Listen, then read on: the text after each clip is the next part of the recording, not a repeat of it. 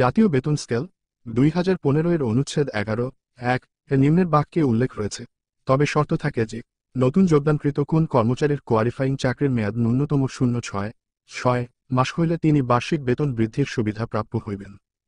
জাতীয় বেতন স্কেল 2015 জারির পর পদোন্নতি কর্মচারীর বার্ষিক বেতন বৃদ্ধির সুবিধা প্রদানের ক্ষেত্রে উক্ত শর্ত প্রযোজ্য নয়, শুধুমাত্র নতুন নিয়োগপ্রাপ্তদের ক্ষেত্রে প্রযোজ্য।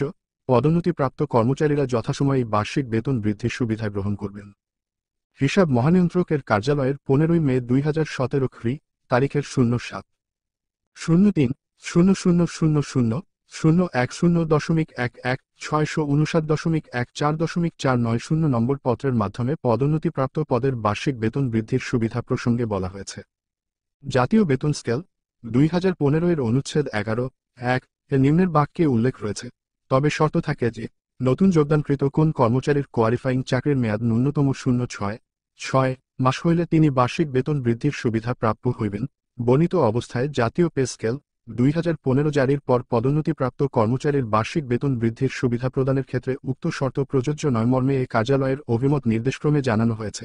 পত্রটিতে স্বাক্ষর করেছেন উপহিসাব মহানিয়ন্ত্রক মো. আব্দুর রহমান। সুতরাং বোঝা যাচ্ছে যে সদ্য নতুন যোগদানকৃত কোন কর্মচারীর যোগদানের মেয়াদ 6 মাসের একদিন ও কম হলে সে বার্ষিক ইনক্রিমেন্ট পাবে না।